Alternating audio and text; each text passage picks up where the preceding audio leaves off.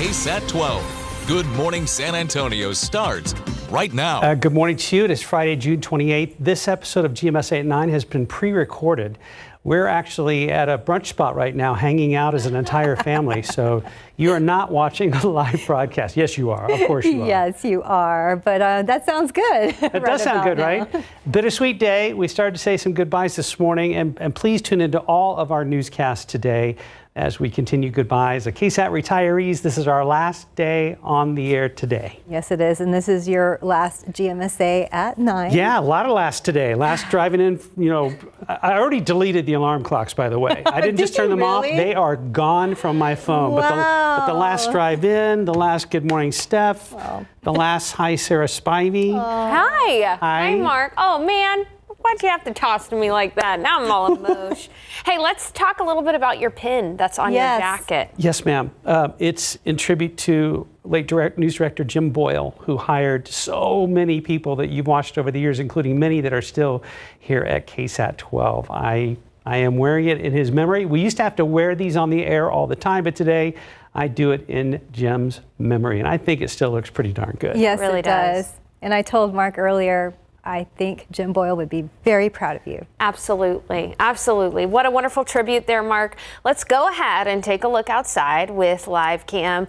We've got some puffy cumulus clouds out there this morning. It is in the low 80s, 82 in San Antonio, 83 in New Braunfels. Del Rio, good morning. It's 85, 77 in Boerne, and 78 in Kerrville. Nice to see temperatures still in the 70s up in the hill country. But here's the thing, humidity very high out there, about 80% humidity, and winds are from the south-southeast at about 10 to 15 miles per hour, so it's breezy too. Yesterday we had a peak heat index of 108, and today it's going to be just as hot. We've got another heat advisory in place this afternoon. Here's a look at the peak heat index values later on today. 107 is what it's going to feel like in San Antonio, 110 in New Braunfels, 106 in Del Rio, so very humid and hot during that peak heat of the day from 2 to 6 p.m. Here's what your weekend looks like. Tomorrow, 98. Heat index of 107. Sunday, wow, we're going to be so much cooler on Sunday. Just kidding, it's only going to be 96 degrees. There's a small chance for an isolated shower, but generally a very summery weekend for us, and it's going to stay that way through the 4th of July. However, this weekend, Saharan dust will be with us. I'll tell you what that means for the air quality out there later on in just a bit. But first, let's check on the quality of the roads with RJ. RJ, how are things looking? Things are looking pretty good. Sarah, you know, Mark, you got me thinking about brunch and, you know, maybe even some mimosas. That sounds like a plan for sure. Yes. Nobody said no. Cheers to you, Mark. Thank you. An amazing career here. Just a tremendous role model, mentor, and leaving behind an incredible legacy here along with all the other folks here at KSAT 12. All right, let's check the roads right now. 35 southbound, the upper levels right there. Main downtown area traffic is moving pretty good both directions right there. 35 San Marcos, same situation there as well. Have a couple of things I want to let you know about as we take a look at our maps here, and we have what was reported as a stalled vehicle. This is going to be 410 East right there at Exchange Parkway, a little bit past Ingram Road, so we've seen a little bit of delays based on our traffic maps and traffic flow here. So if you're coming up Ingram Park Mall area, just keep that one in mind. Want to let you know about another incident real quick here once we get the maps going, and here we go. We are going to the far west side because we have an accident reported on basically 1604 at West Military Drive. We just updated that photo. It looks like we do have some emergency officials on the scene there for that one individual that's off to the side of the road there. Again, a crash being reported 1604 and West Military Drive, far west side of town. Real quick, do want to mention this closure that's going to be taking place starting tonight, going through this weekend, Monday 5 a.m. Now, they've done a pretty good job of clearing things out a little bit earlier, so hopefully that will be the case here. 1604 East, that will be shut down. I-10 East and West, both directions will be shut down at the interchange, and again, this closure starting tonight, 9 o'clock. Hopefully they could get this cleared out by maybe tomorrow evening or so, and kind of let all of our folks move about the area right there at the rim at La Cantera. All right, that's a quick check of traffic. Mark and Stephanie, back to you. Thank you, RJ. Here's today's 9 at 9. Former Uvalde School District Police Chief Pete Arredondo and former UCISD officer Adrian Gonzalez have been indicted in connection to the failed police response to the shooting at Robb Elementary School, where 19 children and 2 teachers were killed in May of 2022. Law enforcement waited over an hour before entering the classroom to engage the shooter. The Uvalde County District Attorney did not respond to multiple requests from KSAT for a comment on the indictments yesterday. The first presidential debate is in the books. President Joe Biden had a slow start. He stumbled over words and had to correct himself often, giving former President Donald Trump a jump start at a quicker response and clearer answers. As the debate continued, Biden was able to pick up some steam despite being less energetic than his opponent. In response to that, Biden's campaign says he has been dealing with a cold. Everyone was waiting to see which version of Trump would appear on stage last night. The brawler who repeatedly interrupted Biden at their first 2020 debate, or would he have a more serious presence that would be interpreted as more presidential? For the most part, the latter ended up being a more appropriate description of Trump's debate performance. There was a lot of policy talk between Biden and Trump, but no new ground with the contenders' stances on main issues. Biden vowed to reinstate Roe v. Wade, while Trump defended his tax cuts, leaving voters with little new information about what the two candidates believe about key issues that they haven't heard on the campaign trail. Things got ugly with personal attacks on last night's debate stage. President Biden bringing up Trump's conviction on his case involving porn star Stormy Daniels. Trump attacking back on Biden about the president's son, who was convicted on a federal gun charge. Both candidates also taking aim at each other's age and physical health. For an overall takeaway from the debate last night, the new rules led to a cleaner debate with no audience in studio to interrupt, and the microphones were cut off when candidates were not recognized to speak. There was also minimum pushback from the moderators, who at times asked to move forward instead of staying on one question. The CDC has announced new recommendations for the COVID-19 and flu vaccines for this fall. Anyone 6 months of age or older should receive one of the new COVID-19 vaccines when they become available. The NFL is vowing to appeal a verdict after losing an antitrust lawsuit that could cost the league billions. The class action lawsuit claimed the NFL broke antitrust laws with its NFL Sunday ticket. The plaintiffs argued the league restricted competition and sold the out-of-market sports package at an inflated price. A judge could still decide the jury reached an improper verdict, and the damages could also be lowered. For the second and final day of the NBA draft, the Spurs, in a trade down one spot with Indiana, took Spanish guard Juan Nunez at number 36. And with the 48th pick, San Antonio decided on Harrison Ingram from UNC, who also happens to be a Texas native. And that is my last 9 at 9. Like we mentioned off the top of the 9 at 9, former Uvalde CISD Police Chief Pete Arredondo has been indicted for failing to help kids who survived the Robb Elementary shooting. A grand jury indicted Arredondo and former district officer Adrian Gonzalez yesterday, and Arredondo was released from jail yesterday as well after posting his bond. Daniela Ibarra is live in Uvalde this morning for KSAT, where she just received the court documents. Daniela, what do they say so far? I know it's quite a bit to digest. Yeah, Mark, it is 30 pages, and I just got it in the past hour, so I want us to go through it together. So one of the lines on the front page, it says that Arredondo is accused of intentionally, knowingly, recklessly, and with criminal negligence placing some of the kids that survived in Robb in imminent danger of bodily injury, death, and physical impairment and mental impairment. Now, there's 10 points that they go through in this indictment, and it's really copied and pasted per charge. So the first one is that after hearing shots being fired at Robb Elementary, Arredondo failed to identify the incident as an active shooter incident, and despite hearing those shots fired and despite knowing that teachers had been shot, failing to identify the incident as an active shooter incident, and despite knowing kids had been shot, failing to identify the incident as an active shooter. And it also goes on to mention that he didn't check the doors, that he didn't do enough to try and stop the shooter. It says that he attempted to negotiate with the shooter. So a lot to go through in this document right here. But Arredondo, just to give you some background, he was the chief of police for the Uvalde CISD back when the shooting happened. He's been criticized for how he's handled the shooting. He was fired 3 months after, and he defends his actions. 19 kids and 2 teachers died that day at Robb Elementary. Several others were hurt. and these charges focus on the 10 surviving kids. The court records say Arredondo did not voluntarily deliver the kids to a designated emergency infant care provider. Now, we talked with Brett Cross in the past hour. He's the guardian of Uzziah Garcia. He says he found out about the indictments yesterday on Twitter. Cross has been calling for accountability since the shooting happened. I think it's a good start. I think that Pete and Adrian definitely, you know, they should be indicted. They should face charges, but they're only 2 out of 376. There's not going to be full justice for our kids until more are indicted and more are charged and more are found guilty, because we've all seen the videos.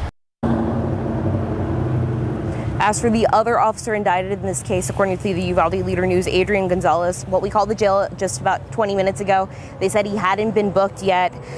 Cross says that he and the other families of the victims of Rob, they're going to meet with Uvalde County District Attorney Christina Mitchell later today to talk about how to move forward. And he says the big question he has is, will more officers be charged? And of course, we're going to be in Uvalde all day covering this for you, so make sure to stay tuned both on air and online.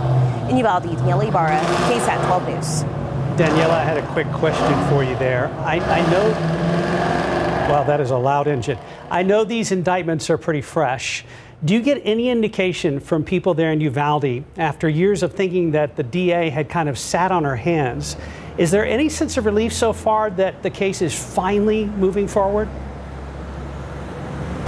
You know, we talked with Jesse Rizzo, whose niece died in the shooting, and yesterday he mentioned that he was glad that there's a start to accountability, but they're still frustrated. And you heard Brett talk about it. They're still frustrated that it's just 2 officers instead of the 200 plus that were at Rob that day. Right. Accountability continues, or the search for accountability. Daniela Ibarra, live in Uvalde for KSAT. Thank you so much. Yes, thank you for that live report. Time now, 9:09. There goes my pen. It's 82 degrees. We have to take a quick break, but coming up on GMSA at 9. Well, we're going to be speaking with a local criminal law attorney about these indictments announced in Uvalde and ask what happens now and how long it could be before we see any outcome. But before that, we're going to get a look outside with live cam on your Friday morning. Beautiful day so far. We'll talk to Sarah Spivey about your weekend forecast when we come back. Alrighty, welcome back everyone. I'm KSAT meteorologist Sarah Spivey. First thing to talk about, the heat. It's going to be hot all through the weekend into the 4th of July holiday. Heat index anywhere from 105 to 110. Minimal rain chances over the next several days. There's a small 20% chance on Sunday. We'll talk about that in a bit. But the first thing I want to talk about is the Saharan dust that's going to be arriving this weekend. Here's a look at the globe. You can see that dust coming out from Africa, the Saharan desert, across the Atlantic Ocean. It's lofted very high up into the air, and it'll be here in San Antonio in south central Texas as early as Sunday. This happens every year, but we do expect a more moderate plume of the dust Sunday and Monday. It often creates a hazy sky with colorful sunsets. Every now and then, if the concentrations are high enough, it can affect those with severe allergies. But looking at the air quality forecast, it's only going to be moderate, which is a level 2. So that's really good. It's just one step below good, clean air quality. So I think this weekend, for the most part, most folks should be okay with that little bit of dust in the air. So yesterday we hit 100 degrees. That makes the number of 100-degree days this year up to 8. And just a reminder that typically, over 30-year average, we usually see 18 100-degree days in a year. But last year was our year with the most 100-degree days on record. We had 75. Take a look at this, though, just for comparison. By this time last year, we had 11 100-degree days. So we're pacing behind last year. We don't really want to see 75 100-degree days, but we'll see what happens. As we take a look at your forecast highs over the next several days, it is going to be in the upper 90s or near 100. So we may add on to that triple-digit tally. But regardless, because it's going to be so humid, it's going to feel anywhere again from 105 to 110, and we're going to be warmer than average. Looking at the visible satellite, we've got some clouds out there right now. Temperatures are generally starting to get into the 80s, and it'll feel like 100 as early as noon. In the afternoon, 99 for the high, feeling like 107 in San Antonio. We'll have breezy winds from the south-southeast at about 15 miles per hour and a warm night. Here's a look at those forecast heat index values later on this afternoon. Again, anywhere from 105 to 110. Let's take a look at the rainfall potential over the next 7 days. There is going to be a little low pressure system that works its way through parts of the southern Gulf of Mexico. Might bring us a little bit more cloud cover on Sunday and a small chance for an isolated shower, but that's it. It's mainly going to just be humid. And just a reminder that we're under stage 3 water restrictions, new stage 3 water restrictions. The biggest difference here is you'll receive a surcharge if you happen to be one of the top 5% of users of water, which is 20,000 gallons. So just make sure that you're being moderate on your water use. And as we take a look at the 7-day forecast, it's gonna be hot through the 4th of July. We'll be back with more news after the break.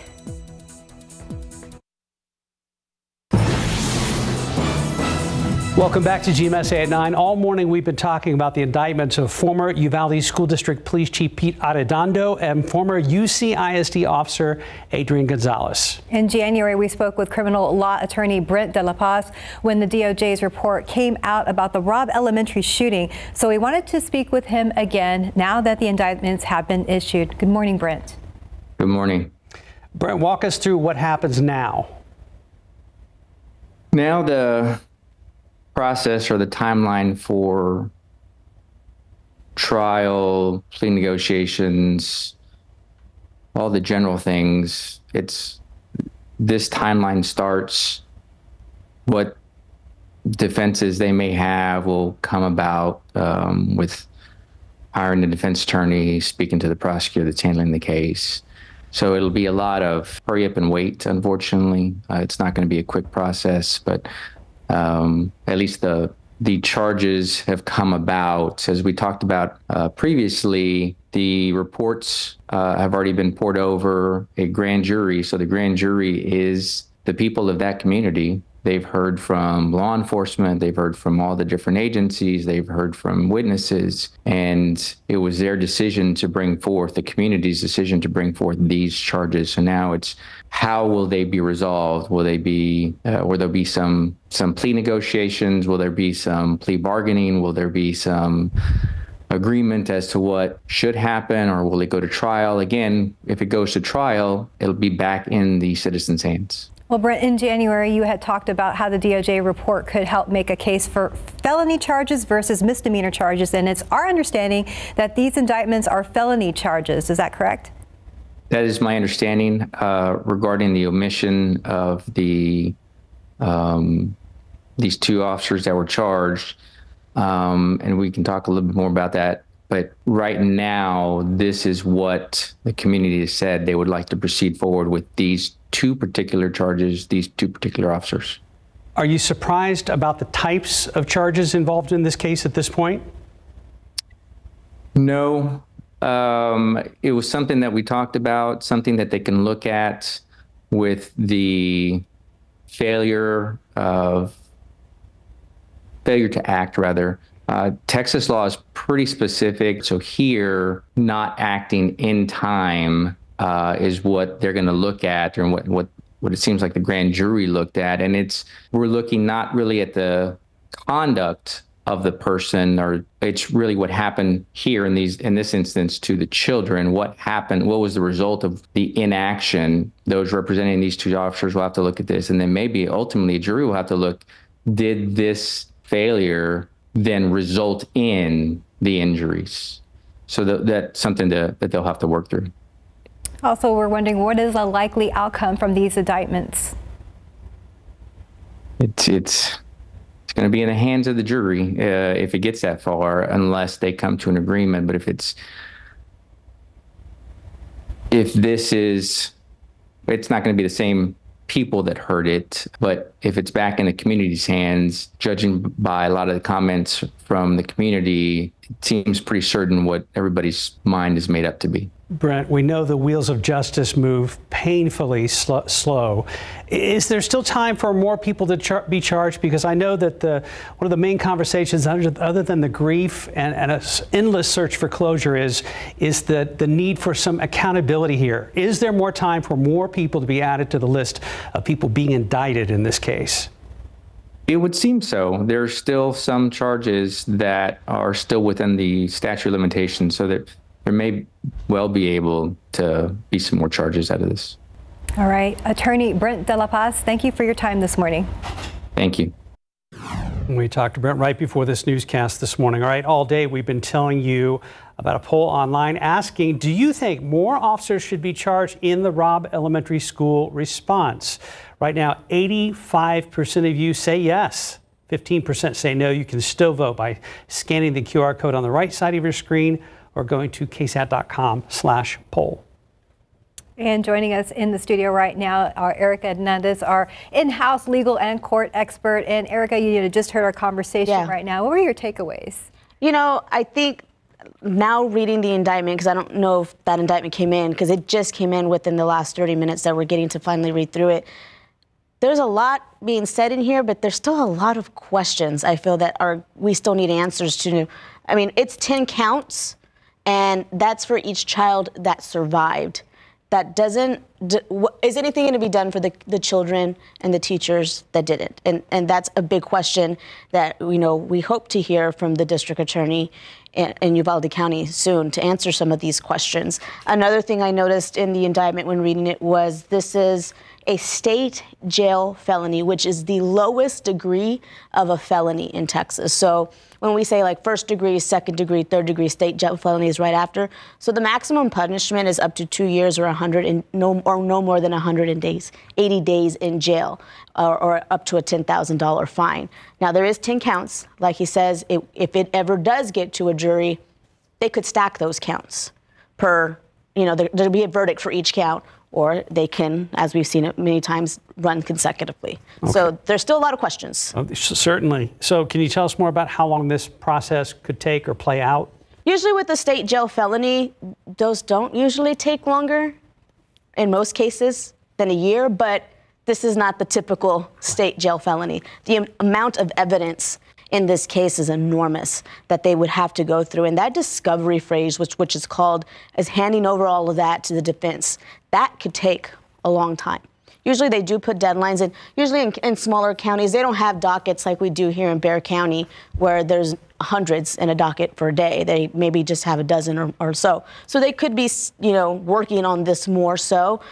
But usually, typically for a state jail felony, it's a year process. But the evidence in this case is going to be really interesting in how fast they can turn that over to the defense. You kind of touched on this already. We know the indictments are felony charges, but there are different degrees of felony charges. So when we say first degree, that's the worst. That's the worst we see, and those are usually your murder cases. Those are usually from, the life in prison. This is the lowest of the felonies in the state of Texas. It's a state jail felony. So with somebody with no priors, on average, those people usually get probation. What about a possible request for a change of venue in this case? That will be really interesting. It literally popped up in my head this morning when I was thinking about this case. I could see them asking for it, especially if it goes to trial. You're going to have a very small jury pool to pick from in Uvalde County versus if it moved to a bigger county. And we are the closest county, so it's not far. We've seen big trials get moved here in the past. So it's not saying that's far out. This is a decision that wouldn't be made until they know for sure they're going to trial, and that there would be no plea agreements in this. I could see it also going to a plea because he probably may want to avoid any of this being released, because once it goes to trial, everything is out there. Everything gets released in an open court setting for a jury to see. So that a lot of that evidence will be very hard for a jury to see. So finding somebody in Uvalde County who's been so close, finding someone to be biased would be very hard, I think, in that county to find. So it's a good possibility if it goes to trial that it get moved. Yeah, that is a very small town. Everybody knows everybody, including people who were involved in this lack of response. All right, the story continues. Erica, yes. Thank you. Thank you. Thank you for going through that 30-page document really fast. Really fast. And we're going to have more as we continue. Yeah, we're breaking it down right now so we can kind of break it down in a web article as well, so we give you a closer look at what it says. It does name each of the children, where we're not posting the whole thing online because it does name each of the surviving children plus other personal information. Okay. So, but we're going to try our best to really describe what's in this document. Okay, KSAT's on it. Thank you, Erica. Thank you. Time now is 9:28, 83 degrees. There is more ahead on GMSA at 9. Well, yesterday was round 2 of the NBA draft, and when we come back, David Sears and RJ are going to share their thoughts about the Spurs' latest draft picks, and we have a little surprise for David as he makes his final appearance on GMSA at 9 before retiring. We'll be right back.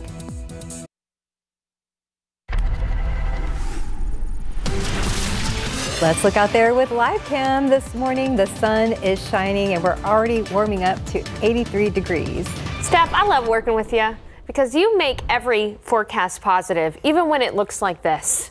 Okay, the sun is shining. It's gorgeous. Yeah, but it's going to be hot. We're going to look at heat index values up to 107 this afternoon. Everybody needs a Stephanie Cerna in their life. 99 for the high. Hey, the aquifer is down 0.4 of a foot over the past 24 hours. It's still 32 feet below the monthly average. So this is why, one of the reasons why we now have stage 3 water restrictions as SAWS customers in San Antonio. Now, molds remain high, but they're down from yesterday. But if you are particularly allergic to Saharan dust, you may want to pay attention this weekend. That's going to be the big feature of our weekend, including hazy skies and, again, very hot weather. Those details and an update on the tropics coming up. We're going to be trying out 3 different pints of ice cream from a local grocery store, plus 3 different ice cream bars, and we got a surprise at the end. All right, here we go. Last one. Cheers. Ooh. Whoa. Yeah. Oh, it's got crunchies. It's got chewables in it. And, of course, it's the nutty bars. Dude, this you got to save some room. This is a double round. This is a double header. Oh, man. Isn't no that? wonder we're so good. These were all Little Debbie ice creams. We're going for a second round. We have candy ice cream bars. And we're starting the second round, the double header today. Now, this is, what was this, candy? This is candy bars. Number 1. Oh, this is easier. I already guessed what this one is. That's a Snickers. Got to be, because it's really peanutty. Mm-hmm. Yeah, I mean, I love how you just knew instantly, though. Can't fool that palate. That's good. You got to save some room. This is a... Well, that was a little sneak peek of David Sears' last edition of Eat It or Leave It with David Elder. You can catch the full episode tomorrow morning on Texas Eats at 10 a.m. Can't wait. Well, the Spurs kept wheeling and dealing in day 2 of the NBA draft. Now they look toward free agency this summer for the last time. David and RJ break down this latest Spurs news. David, I give you the runway, sir. Okay, well, for a minute, but we'll do it like we normally do. Yeah. Here's what I'm excited about. The Spurs drafted another guard. Yeah. They needed another guard to draft. Who probably is going to stay in Europe. I've got some interesting, maybe bad news for these 2 guys that got drafted yesterday. Yeah. I think they just filled out the G League roster. Pretty much, yeah. Either this first guy, Juan Nunez, he's out of Spain, but likely I was reading that he's probably going to stay in Europe. He's playing for Real Madrid over there. Yeah. I just don't see him having any sort of immediate impact with the Spurs. And they made a trade to get him, though. Figure that out. They traded a guy who was a top 20 prospect and moved back a spot and ended up with Nunez here. So I think the Spurs making it clear they're leaving roster space open. They want to keep their money available for this for the rest of the summer. And then do we have the second pick? Do we have the guy who went like 45th or whatever? Here he is. He was fun to watch. Solid. When he was in the tournament. Yes. The UNC did really well. So definite G League guy here. Yeah. So here's the thing. Yes. My brain is already retired, but my body's still here. But I tried to add this up yesterday, and if everything works out, the Spurs will have 16 16 first-round draft picks between next year and 2031 with all these trades. 16 first-round draft picks if it all fell into place. If they don't make any trades or... What are they going to do with all these draft picks? And now they got lots of money because they traded the number 8 pick, so they don't have to pay him. That's why they just don't want and they had like young guys coming in. $7 million in cap. So they got all kinds of money. They got money. They got draft picks. They need some wins is what they need. That's what they need is some wins. Let's get some veterans in here. Let's get some wins. 18, 19, 20. Of course, Wemby is he's 20. We're good with Wemby. Let's keep him for the next 15 to 20 years. It's still still Wembanyama, Devin Vassell, and then everybody else. But you do like Stephon Castle. I do like Stephon Castle. I like his size. 6'6", yeah. Nice. So he may be coming off the bench to begin. 1 minute? Alex, relax. Yeah, you know what I said before this? I was like, David, you know, like Seinfeld, Festivus, do you have to air any grievances towards the Spurs over your time here? I know. Well, we were talking earlier, why in the world Pop benched Tim Duncan in Game 6 of the NBA Finals when they're in Miami. Benched him for the last couple of minutes of the game. Yeah. Pop, what were you thinking? I always wanted to say this to Pop. You were there. Because Pop said, the tape. Pop has said this to me so many times. Did you stay up all night thinking of that question, or did you just come up with that? So did you stay up all night thinking of that benching Tim for the last 2 minutes, or did you just come up with that, Pop? Nice. Love Pop. Come on now. We love us some Greg Popovich. Yeah, that's a tough one. That sitting Timmy on that last possession, Game 6, 2003-5. And the Jeremy Sohan experiment thing. Yeah, Pop, that was rough. don't do that anymore, Pop. This is my opinion. He's going to call later and want me to join his coaching staff. David, you know what? I wanted to surprise you. Obviously, today's your last day. You know, David and I have been doing this now. I went back. It's been about 8 or 9 years that we started on Facebook Live. Really? Remember this? So I found a few clips of some of our old Facebook Lives and some of our old, let's see if we have those. Let's see. Do we have? Welcome home. Woo-hoo! I know. David, you're in your element here. That brings back memories of the Alamo Dome. Some good. Some not so good. Yeah, you actually do have to turn in. I got to turn that way. There we go. So we're going kind of the Instagram mode here, where we go up and down, vertical. And thanks for joining our Race for Safe webcast. And of course, joining me, as always, is Mr. David Sears. We're getting comments about David's tie, though. They love your tie. Thank you very much. I appreciate that. Thank you. Look at it. Yeah. Israel wanted me to mention that to you there. I love David's tie, and also your tie, RJ. Oh, the no tie look? Yeah, I guess that's. But we're going to be talking about coffee today. David is gonna take the role of barista here. Yeah. A little bit. There you go. All right. There you go, sir. Okay. Check that out. Sure. I'll hold here. Chris, hold that. I mean, the list goes on and on. Guys, we gotta go. No, wait. Do we? Yeah, we do. Where are we going? We gotta go. We got stuff to do. Oh. We're back. Oh man. Okay. Wow. Nice. David, I will miss you. Great times, man. You've been a awesome mentor for me. Similar to what I told Mark, you allowed me to grow into this position, and we've done a lot of cool stuff. The BGC stuff, the Spurs stuff, the Facebook Lives. It's been an incredible ride with you, man. I'm going to miss a lot of stuff, but just doing that portion with the Spurs and the Cowboys with RJ and just going back and forth and the occasional soapbox. So I thank you guys and thank Alex, for allowing us to do this. for letting me just go off. I mean, because we do go off every now and then, don't we? Yeah. Okay. You make it fun. It was actually one of the best parts of the show. Yeah, it was. It was fun. Fun stuff. So. And don't forget, David's big retirement story is coming up today on the noon show. Yeah. All right. Appreciate that. I don't know who's going to make fun of the Longhorns now. I'll text you. He'll call him. Yeah, he's going to call I got your number. He's not retiring from that. No, never. Are you kidding me? Yeah. Let's just do this one time. Go ahead. I'll let you. There you go. Okay. Wow. Look at that. There we go. There we go. What's yours for Texas State? Yeah. Texas. Eat 'em up cats. Axon Jack. All right. Thank you. David. Thank you, David. Thank you. Appreciate it. Been a blast. 9:40, 84 degrees. You're watching GMSA at 9. And we'll be right back. Hey, welcome back. Let's look at our friends, the flamingos at the San Antonio Zoo.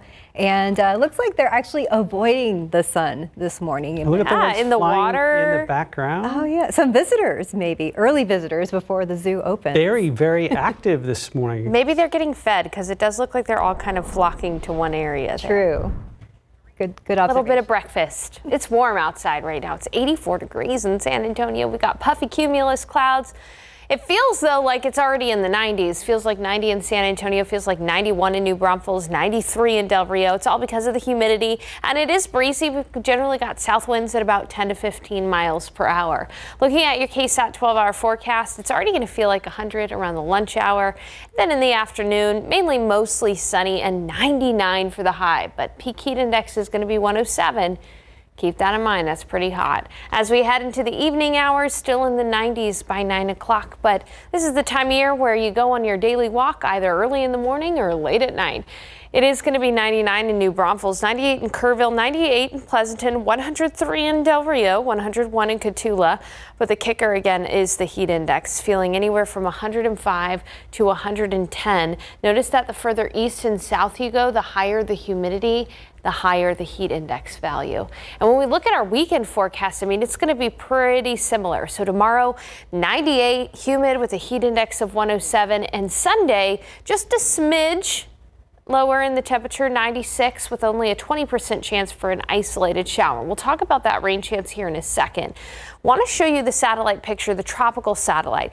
National Hurricane Center is mainly watching two areas right now. We've got one in the Caribbean, one out in the open Atlantic. Let's start with this one in the Caribbean that has a very low chance of development. It's probably not going to become a tropical depression or tropical storm, but instead what we're going to see is an area of low pressure across the Yucatan Peninsula, bring some rain, much needed rain, to parts of Mexico. They did get a lot of rain from Tropical Storm Alberto, but they could use some more. It's just going to be too far south of San Antonio for us to see any significant rain. Now the valley, the Rio Grande Valley, if you have plans to travel down to the RGV over the weekend, that might get some rainfall. However, here in San Antonio, we're likely just going to have a little bit more cloud cover and maybe a sea breeze shower. That's why the best we can do is only 20% chance for an isolated shower on Sunday. It's generally going to be a quiet weekend. The other area that I want to mention is this area in red here that has a 90% chance of developing into a tropical storm. It's likely to become a tropical storm or even a hurricane. Now, what I'm showing you here is the spaghetti plots. They're different lines of where this potential storm could go. Notice that they're kind of clustered together over the next few days. So they've got a good idea that they're going to head closer to the Windward Islands. However, as it heads closer to the Caribbean, these lines really start to spread apart, and there ends up being a lot of uncertainty as to where this system would end up, if it would end up in the Gulf, if it would end up out in the Atlantic. This is something we'll keep you posted on. Likely, if it does affect the United States coast, would be after July 4th. And then the last thing I want to mention in the forecast is Saharan dust will be trekking across the Atlantic to San Antonio and south central Texas over the weekend. This is an annual occurrence, creates some hazy skies is the main thing, and only a slight dip in the air quality. Otherwise, it's going to be hot, hazy, and humid over the next several days, including the 4th of July holiday, which we have up there for you. It's going to be 97 and hot and humid on the 4th of July. No rain chance on the 4th of July, so enjoy those barbecues and the like. Just make sure to stay hydrated. We sure will. Thank you, Sarah. Yep. 947, 84 degrees. Well, today is a day that we've been dreading, and I've been in denial for a long time. It is Mark's final newscast before he retires from KSAT after 25 years here. Well, after the break, we're going to take a look back at his career legacy here at KSAT and see what's next for the man who has been a leader and a friend for so many of us here in the newsroom. This was an amazing season of my life. Good morning, everybody. It is Friday. It is June 28th. I feel fortunate that I was able to put down roots, spread my wings as a broadcaster, go through a variety of different positions, from anchoring to doing weather to doing mornings to doing a little bit of everything. Is there something that sticks out throughout the entire time? I've always been a professional about what we do, but it has never really felt like work. Let's go ahead and power up, okay? Yeah. Ready? Ready? And I've always said that if you have to get up that early in the morning, one, you need to have fun, and two, you really need to like the people that you work with. And I've been fortunate with both. One of the funny moments I can think of that's not related to the morning show was going to DC to cover an inauguration. And my dad was in the Air Force and was at the Pentagon for a long time, and I went to high school in that area. So it was cool to go as a journalist and be there for the political theater that is an inauguration. What are some things that you're planning to do as we continue on this next phase of your life? Get some sleep. It took 20 years to mess up my body clock. It's going to take some time to undo that. Yeah. So as far as what's next, I'm also telling people, for a guy that's used to having a plan for everything, there is no plan. But you better believe the next phase will include two of Mark's passions, barbecue and fishing. I've been thinking about how can I parlay my love of Texas barbecue and fishing into something else. Nice. And so the only thing that I've done that speaks to that is I've set kind of a placeholder for myself on Facebook. And it's basically going to be where I can do future content when I'm rested up, when I'm ready to come back. The site for my barbecue and fishing future is called Post Oak Pits and Poles. Who have been some influential people throughout your career? One is the guy who hired me here because I came here without a job on a lark, and Jim Boyle, we talk about him all the time at KSAT and a part of our legacy. Without him, I don't know where I'd be. And his support and his tough love, and that helped me make me into who I am today.